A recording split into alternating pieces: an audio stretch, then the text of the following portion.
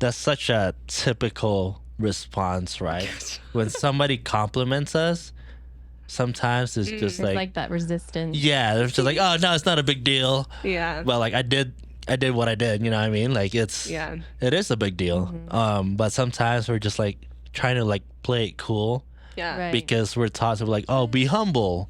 Is that humility? No, I mean, I don't know. Like, Is it humility to hide? no, it's more shame. Yeah. Right. I think our culture is so fucking confused about what humility Exactly. is. Like, humility is not like, oh, thanks.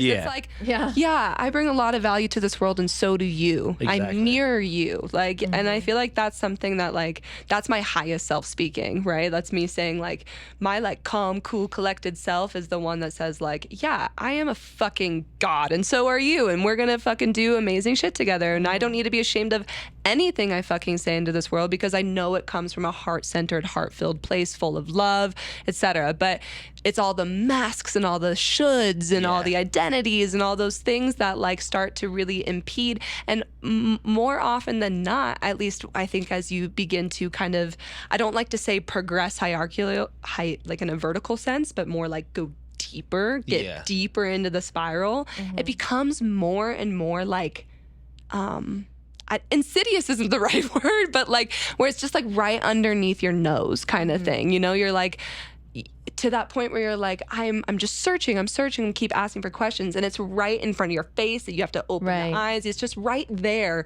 where you're like, oh, I just have to fall into it. Right. Yeah. And so anyways, that was a rant, but I appreciate you guys. Yeah. Because I mean, like, trusting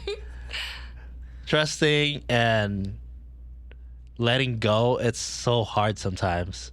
Yeah. Just because you're like, oh man, I don't know what's gonna happen. But then like it's just part of that uncertainty. but then when I look back at it, I'm like, I don't know if that was, you know what I mean? Like, I never knew that how things are gonna turn out. So like, why start now? You know what I mean? Like, yeah, it doesn't turn out as you think it would, I guess.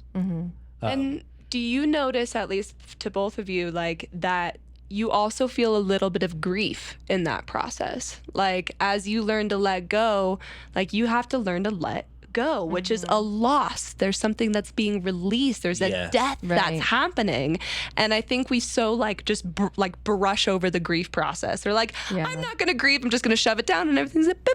And it's like, no, like even if it's an amazing thing, even if we're shedding a skin to something beautiful and we're metamorphosizing, because that's what alchemy is, it's always just shedding to truer and truer, then like you get to mourn and grieve the past selves and just like and put them to rest in a way. And I think we just don't put our past selves to rest, and they live in our bodies. I could relate to that. I can relate to that too. And then all of a sudden you're like, I thought I already did this. I thought I already learned this lesson, but apparently 13-year-old Emerson is still in my body somewhere.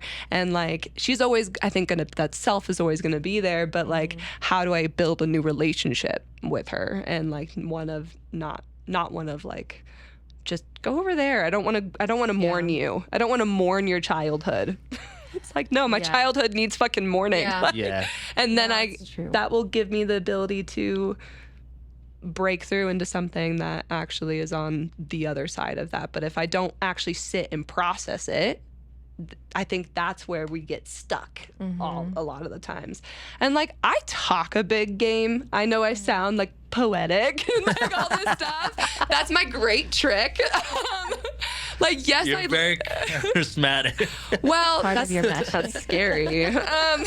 No, but like because like, and this, it's almost like triggering because my parents would always say, they're like, and as a kid, I've always been like this. My parents were like, oh, well, you talk a lot, but you don't live up to your words. And it's almost like that produces the most amount of shame in me, because it's like, I know the knowing is there, the highest self is there, the center is there, but all the fucking trauma like makes me so ashamed that I'm not living up to like my highest self 24/7.